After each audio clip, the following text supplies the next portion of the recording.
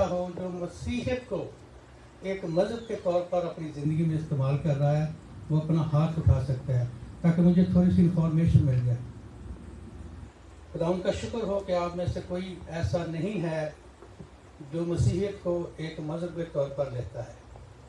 आज हम खुदा की आवाज़ को सुनेंगे कि खुदा ने मसीहियत को इस दुनिया में क्यों रखा है, उसका मकसद क्या है। आज जो टॉपिक मैं आपके साथ शेयर करना चाहता हूँ वो है बेटों का इख्तियार। क्या टॉपिक है? बेटों का इख्तियार। खुदावंद आपको बरकत दें। आए हम कलाम की तरफ चलते हैं। पैदाइश की किताब उसका पहला बाब और उसकी 26वीं आयत पर हम पढ़ेंगे। जेनेसिस की बुक है, उसका पहला चैप्टर है, उसकी 26 आयत जो है हम इसको पढ़ेंगे। अगर कोई बेटी या बेटा पढ़ना चाहता है तो ज़रूर पढ़ें, नहीं तो मैं इसको पढ़ता हूँ।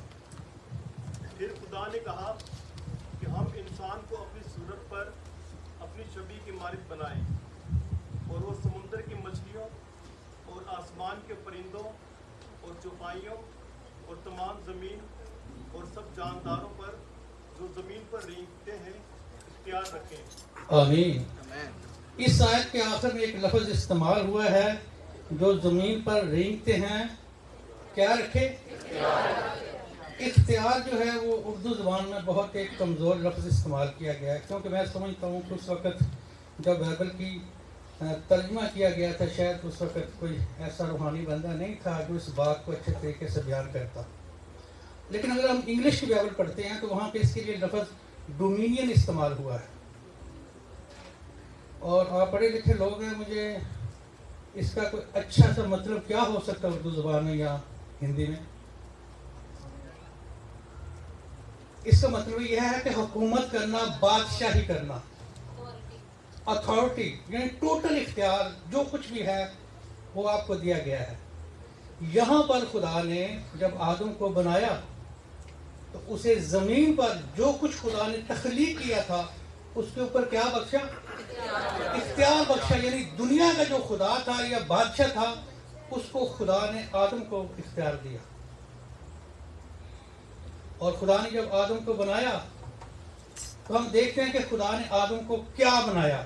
इसके लिए हम लूका की इंजील उसका 3 बाब और उसकी 38 आयत को पढ़ेंगे। वहां पर क्या लिखा है?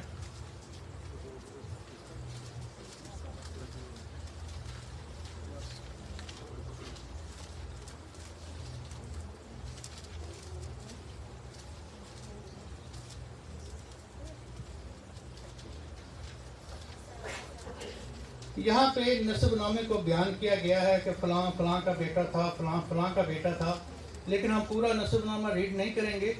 हम वहाँ पे आएंगे जहाँ पे हमारे कलाम का मकसद है। तो 38वीं आयत में लिखा है, और वो अनोस का और वो सैद का और वो आदम का और आदम खुदा का। इसको अगर आप इंग्लिश की बाइबल में पढ़ेंगे, सन ऑफ गॉड, यानी आदम जो था वो खुदा का बेटा था। तो खुदा ने आदम को कोई नौकर, कोई गुलाम पैदा नहीं किया, बल्कि बेटा पैदा किया है। और खुदा ने आदम को, अपने बेटे को, इस जमीन पर पूरा इख्तियार बख्शा है।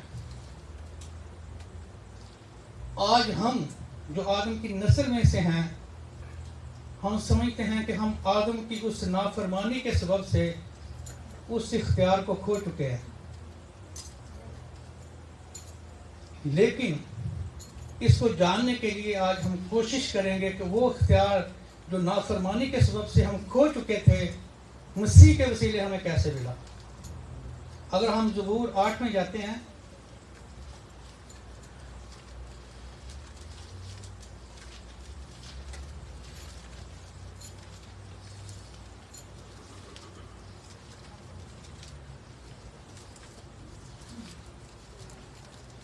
अगर किसी ने निकाला तो पढ़े। ज़बूर 8 और उसकी हम आयत देखेंगे 4 ऐसे पढ़ेंगे। तो फिर इंसान क्या है कि तू उसे याद रखे, और आदमजात क्या है कि तू उसकी खबर ले, क्योंकि तूने उसे खुदा कुछ ही कमतर बनाया तूने उसे खुदा से कुछ ही कमतर बनाया। जी आगे। और जलाल और शौकत से उसे ताजदार कर दिया। हाँ जी, यानी उसको, आदम को इस जमीन पर इख्तियार बख्शा, जलाल बख्शा, ताज बख्शा, हुकूमत बख्शी, बादशाह बना दिया। उसके बाद तूने उससे अपनी दस्तकारी पर इस कायनात में जो कुछ भी खुदा ने तख्लीक किया है, तसल्लुत उसका हुक्मरान जो है वो खुदा ने आदम को बनाया। इससे आगे तूने सब कुछ उसके कदमों के नीचे कर दिया है। हाँ, ये बात ज़रा हजम होने के लिए हमारे लिए थोड़ी सी परेशानी की बात है, लेकिन इस आयत के बारे में मैंने बहुत सारे खादमों से जब पूछा, उन्होंने कहा कि ये आयत जो है ये यीशु मसीह के लिए लिखी गई है। 99% लोगों ने ये कहा है। तो आज हम देखेंगे कि यीशु मसीह इस दुनिया में जब आया तो वो खुदा की सूरत लेकर नहीं आया, वो एक इंसान की सूरत लेकर आया। और यीशु मसीह ने जमीन पर मेरी और आपकी तरह जिंदगी गुजारी है। यीशु मसीह हमें ये सब दिखाने के लिए आया था कि बाप ने आदम को जो इख्तियार दिया है वो किस तरह उसने इस जमीन पर जिंदगी गुजारनी है। यीशु मसीह ने उस तरह वो जिंदगी गुजारी है। यीशु मसीह ने हवा को हुक्म दिया है, तूफानों को हुक्म दिया है, खाना मल्टीप्लाई किया है, हवाओं को डांटा है। उस इख्तियार को जो आदम को मिला था, यीशु ने वही इख्तियार मेरे और आपके लिए जमीन पर इस्तेमाल करके हमें ये बताया है कि तुम क्या हो, खुदा के बेटे हो। अगर हम यूहन्ना उसका पहला बाब उसकी 12वीं आयत पढ़ते हैं, उसमें यीशु मसीह जो है वो इस दुनिया में आके इस दुनिया के इंसानों को, यूहन्ना पहला बाब और उसकी 12वीं आयत,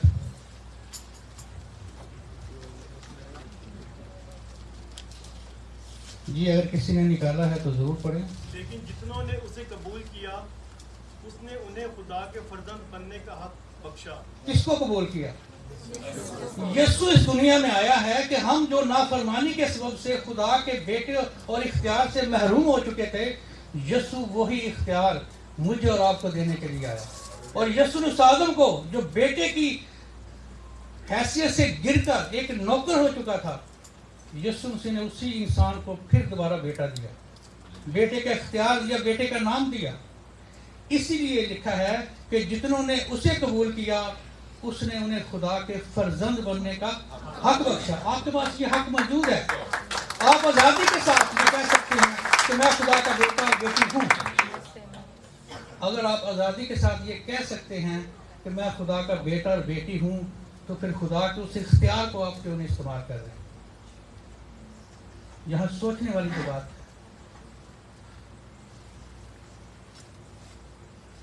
अगर हम लूका की इंजील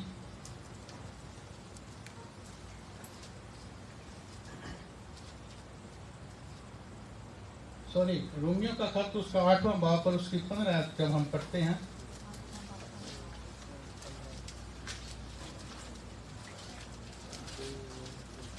क्योंकि तुमको गुलामी की रूह नहीं मिली जिससे फिर डर पैदा हो, आमीन, ले पालिक होने की रूह मिली जिससे हम अब्बा यानी आए बाप कहकर पुकारते हैं। अब यहाँ पे मैं थोड़ा सा इसको बताना चाहता हूँ कि यहाँ पे जो बात हो रही है,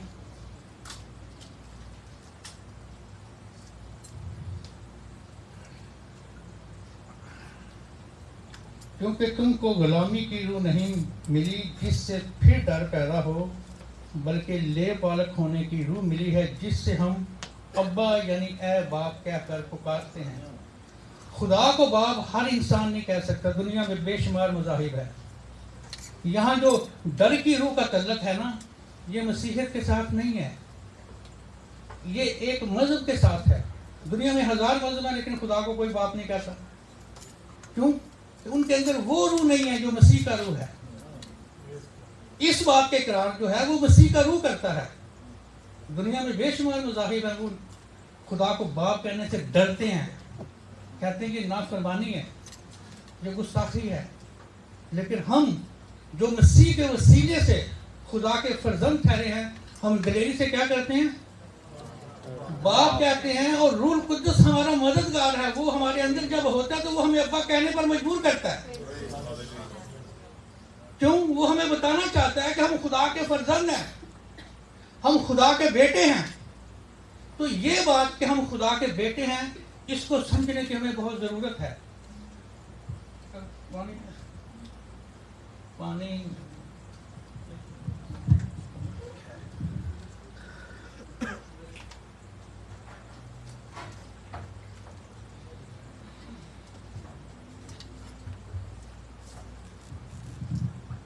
چلیں، خدا کے بیٹوں کا کیا کام ہے، یا خدا کے بیٹوں کے پاس کیا اختیار ہے. اگر ہم لوکا کے انجیل اس کا 10واں باب نکالتے ہیں اور اس کی 19ویں آیت پڑھتے ہیں.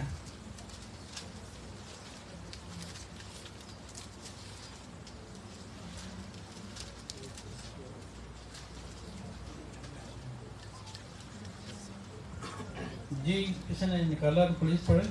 دیکھو میں نے تم کو اختیار دیا ہے. دیکھو میں نے تم کو، یہاں جو دیکھو لفظ ہے نا، انگلش میں اس کے لیے لکھا ہے بیہولڈ. یعنی خدا کہتا کہ یہ نہیں کہ میں آپ کو کہہ رہا ہوں کہ یہ دیکھیں، نہیں نہیں، خدا یہاں یہ کہہ رہا ہے دیکھو سے جو خدا کی مرضی ہے وہ یہ ہے کہ ہم آنکھیں بند کر کے اس بات پر میڈیٹیشن کریں کہ ہم واقعی خدا کے فرزند ہیں. ہم اس بات میں پہلے پختہ ہو جائیں، کیا ہم واقعی خدا کے فرزند ہیں، خدا کے بیٹے ہیں. اگر اس بات پہ ہم متفق ہو جاتے ہیں تو اس کے بعد پھر آگے کیا لکھا ہے کہ سانپوں اور بچھوؤں کو کچلو. سانپوں اور بچھوؤں کو کچلو اور دشمن کی ساری قدرت پر غالب آؤ. کس کی قدرت پر؟ دشمن کی. دشمن، یہاں بالکل آپ نے ٹھیک کہا، یہاں دشمن سے مراد ہے کہ ابلیس کی ساری قوت پر غالب آؤ. کس پر غالب آؤ؟ اور یہ یسوع مسیح نے ان لوگوں کو کہا ہے جنہوں نے یسوع مسیح کو اپنا خداوند اور اپنا نجات دہندہ مان کر اس کے فرزند ٹھہرے ہیں. یہ اختیار ان لوگوں کو دیا گیا ہے، اور یہ اختیار خدا نے دے دیا ہے. یہ نہیں لکھا کہ دوں گا، یہاں دیا ہے. اگر خدا نے یہ اختیار آپ کو اور مجھے دیا ہے تو آپ نے لیا ہے یا نہیں لیا؟ لیا؟ اس پہ ڈٹے رہے کہ لیا ہے کہ نہیں لیا؟ تعلیم جائے. یہ اس لیے خوشی کی بات ہے کہ یہ اختیار صرف ان کو ملا ہے جنہوں نے یسوع مسیح کو جانا ہے اور اس کے وسیلے سے فرزند ٹھہرے ہیں. اور اس اختیار کو آپ نے استعمال کرنا ہے. لیکن ہم دیکھتے ہیں کہ بہت عرصے سے ہم مسیحیت میں چل رہے ہیں، لیکن اس اختیار کا ہم استعمال نہیں کر رہے ہیں. ہم بالکل سیم وہی زندگی گزار رہے ہیں جو نافرمانی کے بعد آدم گزار رہا تھا. یہاں لکھا کہ رینگنے والوں پر کیا کرو گے؟ اختیار رکھو گے. رینگنے والا باغ عدن میں بھی آیا تھا، لیکن اب آدم نے اپنا اختیار اس پر استعمال نہیں کیا. اور یہ رینگنے والا جو تھا یہ یسوع مسیح کے پاس بھی آیا تھا، لیکن یسوع نے اپنے اختیار استعمال کیا. یسوع اس زمین پر زندگی گزارنے کا جو مقصد یسوع مسیح کا تھا، وہ آدم کو اور آدم کی اس نسل کو جو بیٹے کی حیثیت سے گر چکی تھی، اس کو بتانے آیا تھا کہ تم نے زمین پر بیٹوں کی طرح چلنا ہے، بیٹوں کی طرح رہنا ہے، بیٹوں کی طرح اپنا اختیار استعمال کرنا ہے. اور یسوع نے ایسا کر کے مجھے اور آپ کو دکھایا. یسوع مسیح زمین پر کوئی مذہب قائم کرنے کے لیے نہیں آئے تھے.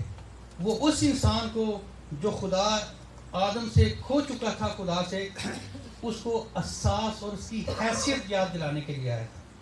اس کو بتانے آیا تھا کہ تو کیا ہے اور کیا کر سکتا ہے. اس لیے یسوع مسیح نے وہی اختیار جو باغ عدن میں آدم اپنی نافرمانی کے سبب سے کھو چکا تھا، وہی اختیار یسوع مسیح نے دوبارہ اس کو. اگر ہم پیدائش کی کتابوں کی پڑھیے والا دیکھیں کہ زمین کے تمام رینگنے والے پرندے، یہ وہ سب کچھ کے اوپر تم اختیار رکھو. اور یسوع بھی سیم وہی اختیار ہمیں ریورس کر کے واپس دے رہا ہے. لیکن دیکھنا ہم نے یہ ہے کہ یہ اختیار ہم استعمال کر رہے ہیں یا نہیں. اگر تو ہم مسیح کے ہیں تو پھر ہمیں اختیار استعمال کرنا چاہیے. لیکن شاید ہم اختیار نہیں استعمال کرتے. ہماری سوچ یہ ہے کہ ہم بہت زیادہ گناہ گار ہیں, ہم بہت زیادہ کمزور ہیں, یا ہم اس قابل نہیں ہیں کہ ہم یہ اختیار استعمال کریں. تو میری بات ایک آپ ذہن میں رکھیں, جب ہم یوحنا کی انجیل کی 12ویں آیت کو پڑھا ہے نا کہ جتنوں نے اسے قبول کیا اس نے انہیں خدا کے فرزند بننے کا حق بخشا, تو اس کے اندر کوئی شرط نہیں ہے کہ آپ گناہ گار ہیں یا نہیں. آپ نے 20 سال 50 سال گناہ کیے ہیں یا نہیں, وہاں خدا نے آپ کے گناہوں کا کوئی حساب نہیں کیا, نہ کوئی لمٹ وہاں پر ظاہر کی ہے. وہاں پر اگر لمٹ کو ظاہر کی گئی ہے تو وہ یہی کی گئی ہے کہ تم خدا کے فرزند ہو. اپنے اندر سے اگر ہم نے خدا کو اپنا باپ مان لیا ہے تو پھر میں آپ سے ایک بات کرنا چاہتا ہوں کہ ایسا باپ جس کی اولاد ہم ہیں, کیا ہم گناہ گار ہو سکتے ہیں؟ دلیری سے بولے, اگر ہو سکتے ہیں بولے کہ ہو سکتے ہیں. تو پھر ہم اکثر دعاؤں میں کہتے ہیں خدا میں بہت بڑا گناہ گار ہوں, میں بہت بڑا خطا کار ہوں, میں کمزور ہوں, خاک ہوں, راکھ ہوں, یہ ہوں, وہ ہوں. یہ ہم کہتے ہیں. تو پھر بیٹے والا اختیار یا بیٹے والی حیثیت تو ہمارے پاس نہیں ہے. ہم تو خدا کو پھر چکر ہی دے رہے ہیں, جیسے دنیا کو دیتے ہیں اسی طرح خدا کو بھی باتوں کی طرف, باتوں کے ساتھ اس کو اپنے ساتھ چلا رہے ہیں. کلام یہ نہیں کہتا. اس لیے اگر آپ مسیح ہیں تو کلام کے مطابق چلے اور کلام کے مطابق زندگی گزارے. اگر آپ مسیح کے ہیں, ابھی ہم نے گیت گایا تھا, بھائی نے لکڑی پہ لٹکایا ناصری, ٹھیک ہے نا, تو اس میں اندر یہ آیا تھا کہ اس کے خون سے ہم پاک ہوئے ہیں, اس کے کفارے سے ہم پاک ہوئے ہیں. اگر یسوع کا کفارہ حقیقت میں ہے, سچا ہے, تو پھر ہمارے گناہ نہیں ہیں. کیونکہ اگر ہم اپنے آپ کو گناہ گار کہتے رہیں گے تو مسیح کا کفارہ نہیں ہے. یہ آپ اسی طرح سمجھ لیں کہ یہ خدا ہے اور یہ میں ہوں. ابھی میں آپ کو تھوڑا سا بتانا چاہتا ہوں, یہ ایک ہاتھ میرا جو ہے یہ خدا ہے اور میں یہ ہوں. میں اس کو مضبوطی سے گرپ کی ہوئی ہے اچھے اچھے کام کر کے, اور میں سمجھتا ہوں کہ میں اچھے کاموں کی وجہ سے میری خدا کے ساتھ رفاقت ہے. لیکن جب مجھ سے گناہ ہو جاتا ہے, غلطی ہو جاتی ہے, تو میں ایک دم نیچے آ جاتا ہوں. کیوں کہ میں خدا کے ساتھ اٹیچ نہیں ہو سکتا, میں گناہ گار ہوں. ہم سمجھتے ہیں کہ ہمارے جو اچھے کام ہیں, ہم جو اچھے کام دنیا میں کر رہے ہیں, اس کی وجہ سے خدا کے ساتھ ہماری گرپ مضبوط ہے, جبکہ ایسا نہیں ہے. اصل میں حقیقت یہ ہے کہ خدا نے ہمیں پکڑا ہوا ہے, ہم نے خدا کو نہیں پکڑا. خدا نے ہمیں نجات دی ہے, ہم نے خدا کی نجات کو حاصل نہیں کیا. کیونکہ نجات جو ہے, اگر آپ تیتس کا خط نکالیں,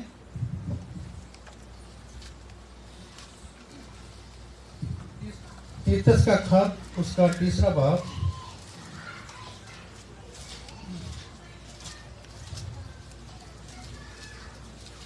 اور اس کی 5ویں آیت پڑھیں, جسے کسی بھائی نے بہن نے نکالا ہے.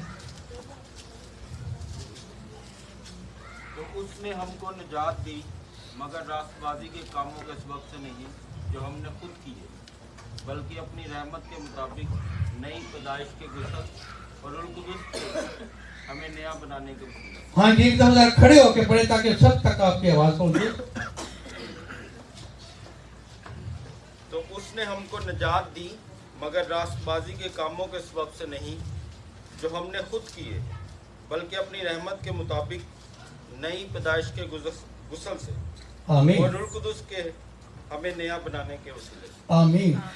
جب آپ نے, جیسے ہم نے پہلے پڑھا کہ یوحنا کی انجیل اس کا 1 باب اس کی 12ویں آیت کہ جتنوں نے یسوع مسیح کو قبول کیا, خدا نے, اس باپ نے جس نے آدم کو خلق کیا تھا, ہمیں اپنے فرزند بننے کا حق بخش دیا.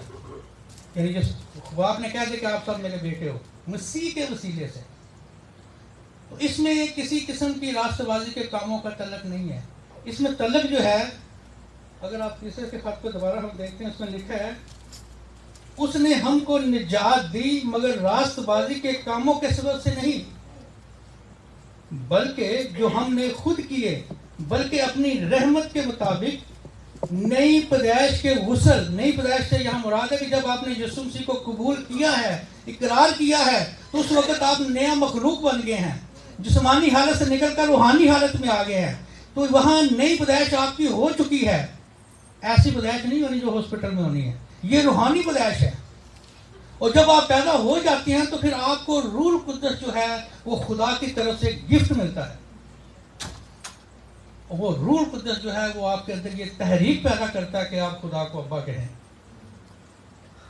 تو یہاں جو تیتس کے خط میں بتایا گیا ہے وہ یہی بات بتائی گئی ہے کہ نجات جو ہے وہ نیک اچھے کاموں کے سبب سے نہیں ہے، لیکن مسیحیت کے ارد گرد جو مذاہب ہیں ان کی دوڑیں اسی طرف لگی ہوئی ہے.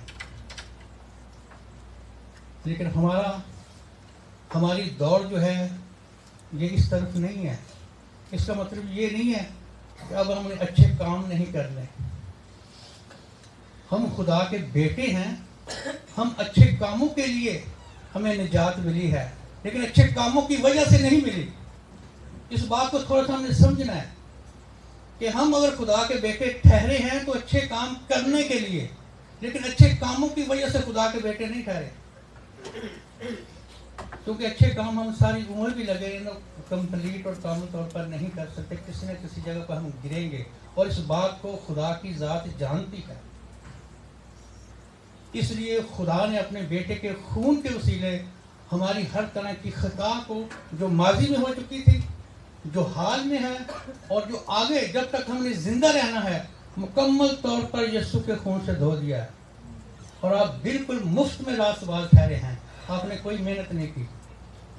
اس لیے مسیحی جو بھی ہے، جو خدا کو باپ کہتا ہے، وہ راست باز ہے اور وہ خدا کی نسل ہے.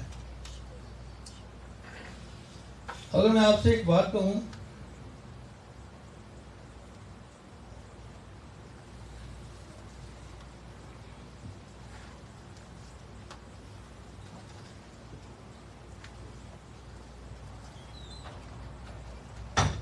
کہ اس کا مطلب یہ ہے کہ پھر ہم اپنی مرضی سے زندگی گزاریں،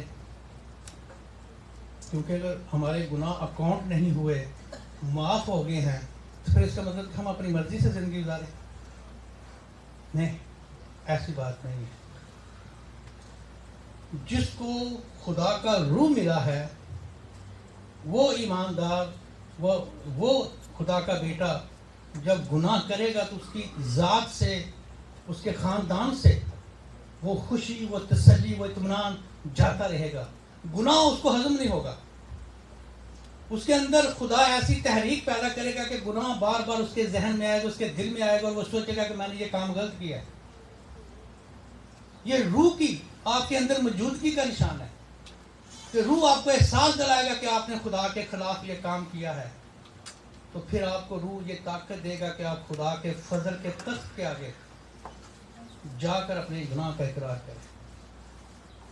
آپ کو یاد ہوگا، آپ سب لوگ جانتے ہیں اس بات کو، کہ چھوٹے بچے جو ہوتے تھے، جب آپ اور ہم سب اسکول میں پڑھتے رہے ہیں، تو چھوٹے بچے جب اسکول جاتے تھے تو وہ جب واپس آتے تھے تو اپنی شرٹ پر یا اپنی قمیض پر کوئی نہ کوئی داغ، کوئی سیاہی کا، کوئی پین کا یا کسی چیز کا داغ لگا ہوتا تھا.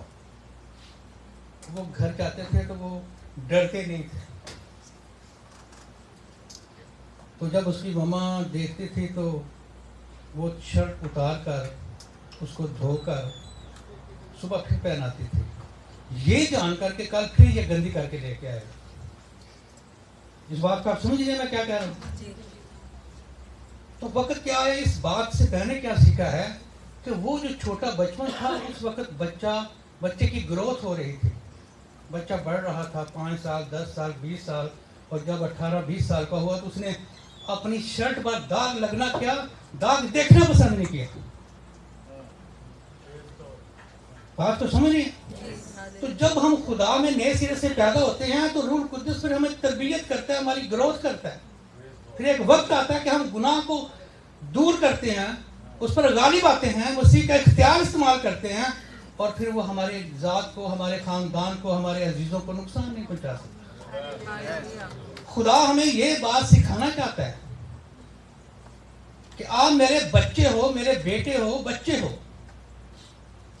تو بچوں سے اکثر ایسی باتیں ہوتی رہتی ہیں. اب اس کی ماں نے ایسا تو نہیں کہ اسے گھر سے نکال دیا کہ تو روز قمیض گندی کر کے آ جائے گا، تینوں اور کم ہی کو نہیں، ایسا نہیں ہوا. کیا کہا ہوا ہے؟ آپ بچوں والے ہیں، آپ اس چیز کو تھوڑا ریلائز کریں. تو خدا ہمیں یہ سکھانا چاہتا ہے کہ جب ہم مسیح میں نئے سرے سے پیدا ہوتے ہیں تو پھر مسیح میں ہم آہستہ آہستہ گروتھ کرتے ہیں. جب ہم آہستہ آہستہ گروتھ کرتے ہیں تو ایک وقت آتا ہے کہ ہم مکمل طور پر اپنے اختیار کو استعمال کرنا جانتے ہیں. اس لیے اس کا یہ مطلب نہیں ہے کہ اب ہم نے ہمارے خدا نے سارے گناہ معاف کر دیے تو بس ٹھیک ہے، جو ہوگا کھائی پی جائیے تو سب کچھ کریں. نہ. ایک بات یاد رکھیں، جب آپ خدا کے بیٹے اور بیٹیاں ہیں، جب آپ کوئی ایسا کام کرتے ہیں تو خدا کو اس کی تکلیف ہوتی ہے، اذیت ہوتی ہے. اگر آپ نے اس فیلنگ کو دیکھنا ہے تو آپ اپنے بچوں کی ایسی حرکتوں کو دیکھیں جو آپ کو پسند نہیں ہے وہ کرتے ہیں. آپ اس فیلنگ کو اگر جاننا چاہتے ہیں کہ خدا کی فیلنگ کیا ہوتی ہے جب ہم گناہ کرتے ہیں تو کیا ہوتی ہے، تو اس بات کو اگر آپ نے سمجھنا ہے تو آپ اس طرح اس کو یہ سمجھیں کہ جب آپ کے بچے جو بڑے ہو چکے ہیں، بالغ ہو چکے ہیں، جب وہ کوئی غلطی کرتے ہیں جس سے آپ خوش نہیں ہوتے اور وہ کر دیتے ہیں تو آپ کا رویہ ان کے بارے میں کیسا ہوتا ہے؟ گھر سے نکال دیتے ہیں، اس کو کہتے ہیں کہ میں تیرا باپ نہیں ہوں، میں تیری ماں نہیں ہوں. کیا کرتے ہیں آپ؟ بولیں. آپ اس کو سمجھاتے ہیں. اور کچھ بچے ایسے ہوتے ہیں وہ پھر اگر کوئی ایسا کام جو ماں باپ کو پسند نہیں ہے تو اپنے باپ سے، اپنی ماں سے آگے اس کی مطلب اس کو معافی کے لیے کہتے ہیں کہ با جان، امی جان، مجھ سے کوئی کام ہو گیا، آئندہ میں نہیں کروں گا. ایسا ہی ہے. تو باپ جو ہے وہ اتنا ظالم نہیں ہے جتنا ان مذاہب نے دنیا کے سامنے پیش کیا ہے. مسیحیت کا جو تعلق ہے وہ باپ اور بیٹے کا رشتہ ہے، اور ہمارا جو خدا کے ساتھ رشتہ ہے وہ خون کا رشتہ ہے، جسم کا رشتہ نہیں ہے. ہم خدا کو جسمانی طور پر جاننے کی کوشش کر رہے ہیں. نہیں، ایسی بات نہیں ہے. ہمارا خدا کے ساتھ روحانی اور خون کا رشتہ ہے. اگر آپ یوحنا کی انجیل اس کے 8ویں باب کی 35 آیت نکالیں.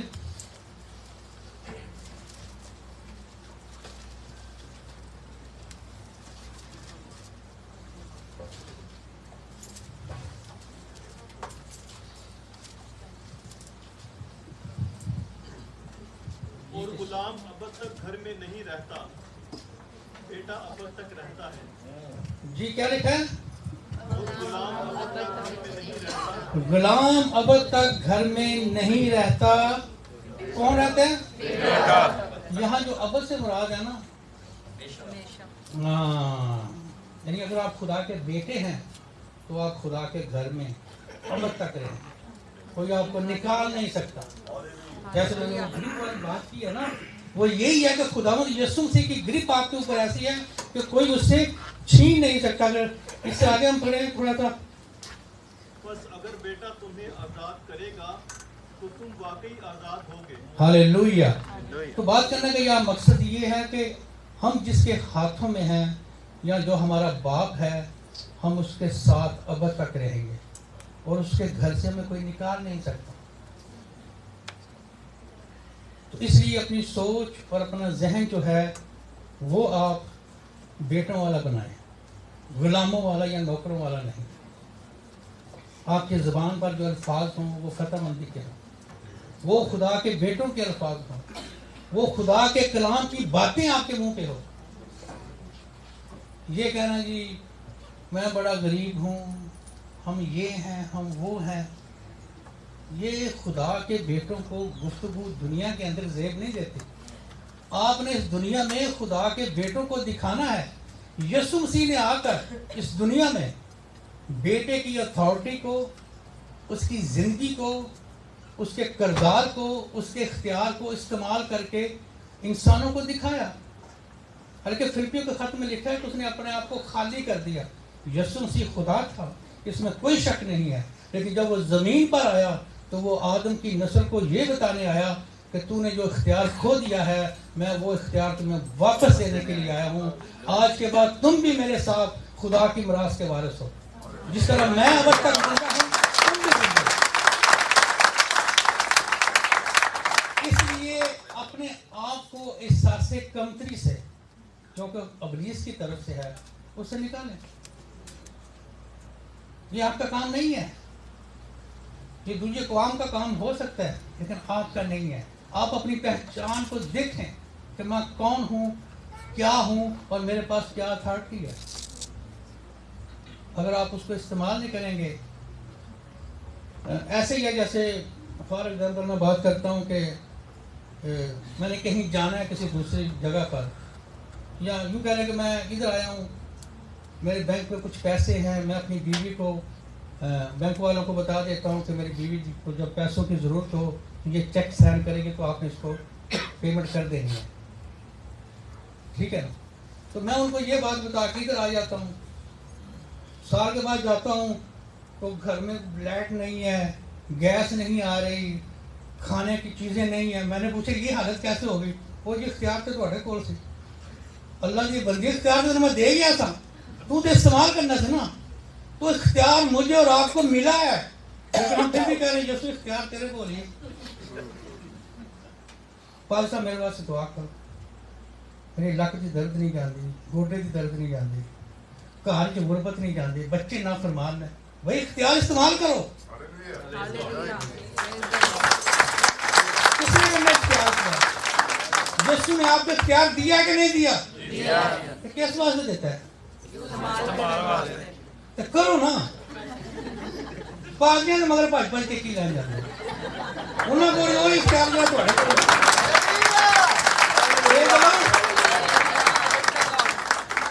انہوں کو بھی وہی اختیار ہے جو تھوڑے کو ہے. وہ بھی خدا نو باپ کہندے نے, تسی باپ کہندے ہو, اکو گھر دے بندے ہاں. ایک نالج پہ گیا سی. اس لیے اپنی حیثیت کو اور خدا کی برکت کو جاننے کی کوشش کریں, ٹھیک ہے نا. جب تک ہم اس کو جانیں گے نہیں ہم مینٹلی طور پر اور روحانی طور پر بالغ نہیں ہو سکتے. بالغ ہونے کے لیے ضروری ہے کہ ہم خدا کے کلام کو جاننے کی کوشش کریں. اور یہ سچائی ہے جو میں آپ کے ساتھ بیان کر رہا ہوں. اس میں میری اپنی ذاتی یا میرے اپنے علم کی کوئی بات نہیں. یہ جو کچھ ہے یہ خدا کے کلام ہے. نہ میں کسی کانگریگیشن کی منادی کر رہا ہوں کہ میں فلانی کانگریگیشن سے ہوں جو یہ اچھی ہے وہ اچھی. نہیں. میں خدا کا جو الہی منصوبہ میرے اور آپ کے لیے میں آپ کے ساتھ وہ شیئر کر رہا ہوں کہ آپ اپنی حیثیت کو جانیں اور اس اختیار کو جو خدا نے آپ کو دیا ہے استعمال کریں. اگر فرق نہیں پڑتا تو دسو خدا میں کہ کہیں یہ اختیار دیتا ہے. تو میرا ایمان ہے کہ ایک دفعہ آپ اپنی زبان سے ایسے الفاظ نکالیں خدا آپ کو شرمندہ ہونے نہیں دے گا.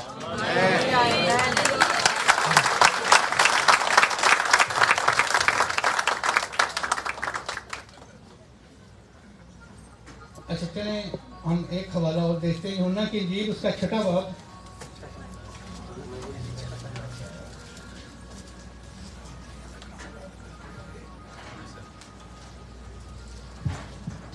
یوحنا کی انجیل اس کا 6واں باب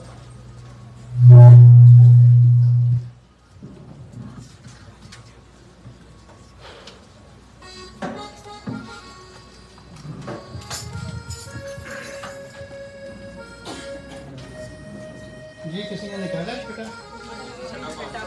اور اس کی 35 آیت سے پڑھیں 35.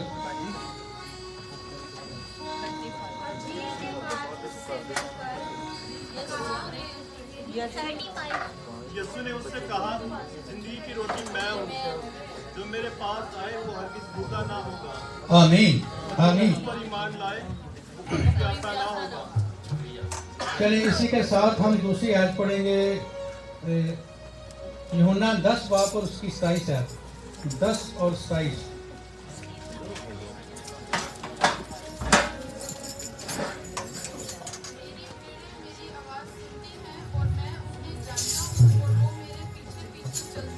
ہالےلویا. بھیڑیں کیا کرتی ہیں؟ کس کی؟ चरवाहे की, अगर आप खुदा की भेड़ें हैं, मसीह की भेड़ें हैं, तो फिर ये आवाज़ मेरी नहीं है, ये आवाज़ यीशु की है। आपको पता है कि यीशु ने अक्सर गुफ्तगू के दौरान एक बात अक्सर कही है कि भेड़ खो गई, उसको ढूंढा गया, लाया गया। आपको याद है कि आदम जब बाग एदन में गुनाह कर चुका था तो वो खो चुका था, खुदा से छुप रहा था, लेकिन उसी खोए हुए आदम को, छुपे हुए आदम को यीशु ने ढूंढा और ढूंढ के क्या किया, अपने घर में लेके जाएगा।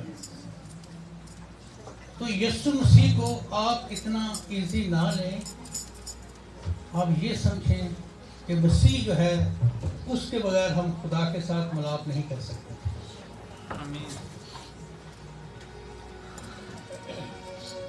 अक्सर आपने, हम लोग जो हैं वो थोड़ा सा इस बात को समझते हैं कि अगर हम दुआ ज़्यादा करेंगे, रोज़े ज़्यादा रखेंगे, तो हम खुदा की कुर्बत में मजबूत होंगे। निजात जो है या आपकी जो सेविंग है वो इन कामों में नहीं है। ये काम करने ज़रूरी हैं, हम इस पे बात करेंगे, लेकिन हमारी जो निजात है उनका तल्लुक इनसे नहीं है। हमारी निजात का तल्लुक यीशु मसीह को कबूल करने से है। अगर आप यीशु को कबूल करके फिर ये काम करते हैं तो फिर ये आपके लिए सुपर पावर बनेगी। अगर आप मसीह को अपना शख्सी निजात दहिंदा कबूल नहीं करते और ये काम करते हैं और इन पर ज़्यादा वक्त देते हैं तो आपके पास निजात नहीं है। तो निजात का हमारे पास होना और मसीह की कुदरत और इख्तियार का होना हमारे पास बहुत ज़रूरी है। अभी मैं पिछले दिनों को एक बात सुन रहा था कि यीशु मसीह जब आता है तो वो इनकार कर देता है। जैसे वो बात कर रहे थे कि 10 कुंवारियों की, कि 5 कुंवारियों को यीशु ने कहा कि मैं तुम्हें नहीं जानता। बात समझ गए? यानी यीशु मसीह को हम ऐसे ले रहे हैं कि वो शायद आएगा तो मेरे काम अच्छे नहीं होंगे, तो यीशु कहेगा नहीं नहीं मैं तुम्हें नहीं जानता। यीशु को भूलने की बीमारी नहीं है। यीशु ने कहा कि मेरी भेड़ें मेरी आवाज़ सुनती हैं। वहाँ पर जो बात हो रही है वो उन कुंवारियों के तले से, अगर आप उसको पूरी उस तमसील को पढ़े ना तो वहाँ लिखा है कि अगर 5 कुंवारियाँ सो गई थी तो अक्लमंद भी सो गई थी। धोने का इंतजार तो दोनों ने नहीं किया। अगर आप उसको पढ़े जाके, वहाँ लिखा है कि कुंवारियाँ भी जो बेवकूफ़ थी वो तो सो गई, लेकिन जब अक्लमंद थी वो ही सो गई, और जब धोने के आने में देर हुई तो दोनों सो रही थी। तो फर्क तो दोनों में कुछ नहीं है, लेकिन एक फर्क है, उनकी मशलों में तेल था, और तेल जो है ये रूह कुद्दस की हजूरी को पेश करता है। यानी जिन्होंने यीशु मसीह को अपना खुदावंद, अपना बादशाह तस्लीम किया है रूमियों के खत के मुताबिक, तो रूह कुद्दस उन्हें क्या कहेगा? अब्बा कहने के लिए कहेगा। तो जो यीशु मसीह को कबूल किया है वो ही उसके इंतजार में कायम रहेंगे। अच्छा चलिए, अच्छा बातें तो बहुत सारी हैं। चलिए खुदावंद ने मौका दिया तो इसके आगे भी काफ़ी, मैंने उनको कहा था चलो मुझे टाइम दे दें, क्योंकि जब तक बात हम समझेंगे नहीं तो हम उसको कैद नहीं कर सकते। चले नेक्स्ट टाइम खुदावंद ने मौका दिया तो हम इस मैसेज को कंप्लीट करेंगे। आए हम सब दुआ करें। छोटी सी दुआ करना चाहता हूँ, अपने हाथ उठाएं। फ़ादर मुतलिक आसमानी बाप, इस खूबसूरत तेरी हजूरी के लिए और आज के कलाम के लिए जो मेरे लिए और तेरे बच्चों के लिए क़ुव्वत, ताकत और इख्तियार को हासिल करने का बाइस बना है, तेरा शुक्र करता हूँ। अपने बच्चों के जहन को, इनके ईमान को बढ़ा, इन्हें हिकमत से, बनाई से भर, ताकि खुदावंद के तेरे दिए हुए इख्तियार को रूह कुद्दस की कुदरत के साथ इस्तेमाल करके इस ज़मीन पर तेरे बेटे यीशु की बादशाही को वुसअत दे। यीशु मसीह के नाम से आमीन। हालेलुया। God bless you. खुदा के साथ वो खुदा आपको बरकत दे। आइए अभी मौका है कि हम खुदा के दिए हुए में से खुदा के घर में लेकर आए اور اس کے گھر میں بھی شیئر کر سکیں. اور میں چاہوں گا بھائی داؤد سے کہ وہ آفرنگ کا گیت گائیں. ہاللیلویہ. اور کوئی ٹیم جو ہے وہ مائک وغیرہ سمیٹ لے اس دوران. ہاللیلویہ. روح پاک دا مسا دے, روح دا لباس دے دے. روح پاک دا مسا دے, روح دا لباس دے دے. مت کر بدل تو میرا, مت کر بدل تو میرا. روح دا لباس دے دے.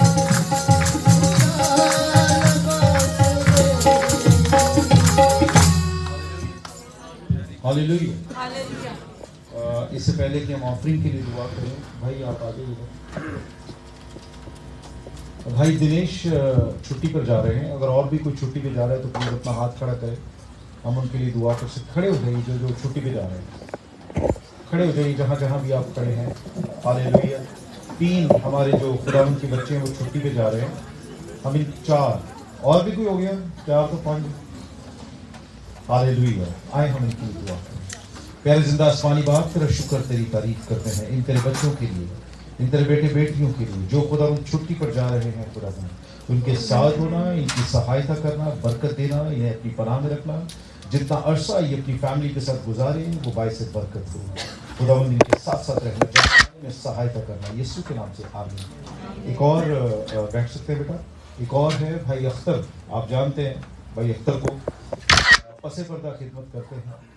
ان کی سسٹر ان لا کی کل ڈیتھ ہوئی ہے شاید رات کو, آج رات کو. ساجد بھائی آج رات کو, ہاں جی آج رات کو ڈیتھ ہوئی. تو آپ جس کے پاس ان کا فون ہے وہ ان سے ضرور فون پہ رابطہ کریے گا.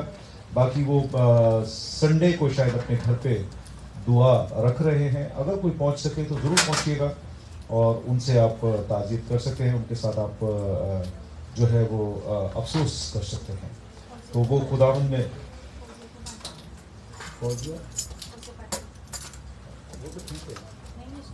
باقی فوزیہ کے بھانجے کے لیے بھی ہم دعا کرتے ہیں, اس کی بہن کے بیٹے کے لیے. شکر ہے خدا کا کہ وہ بھی ہاسپٹل سے گھر پہ آ چکا ہے اور خداوند نے اسے تندرستی دی ہے.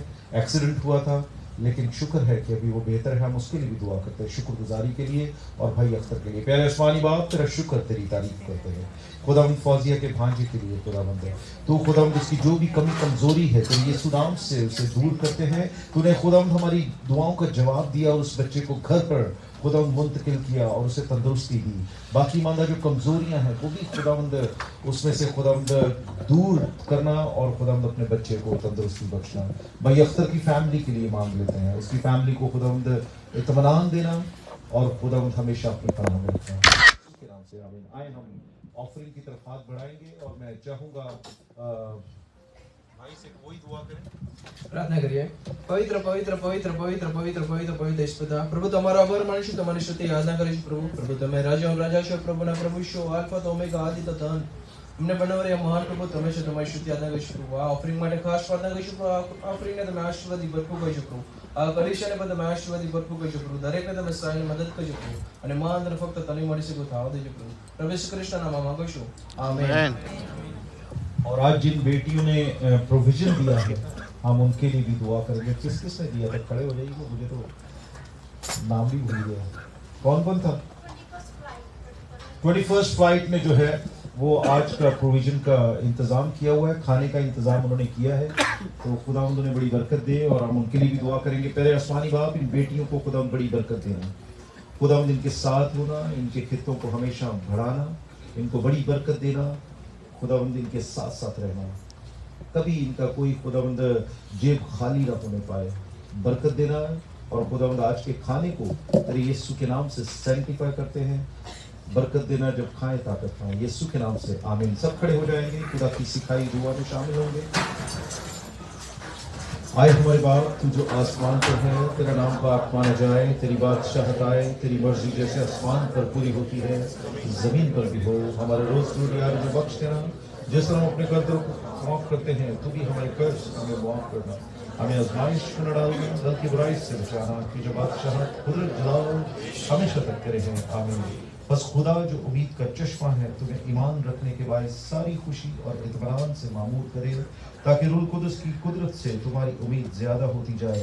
अब खुदा यीशु मसीह का फजल, खुदा बाप की मोहब्बत, पाक रूह की शराकत हम सबों पर, इस छोटे गले पर, दुनिया के तमाम मसीहियों पर होती रहे. आमीन आमीन आमीन.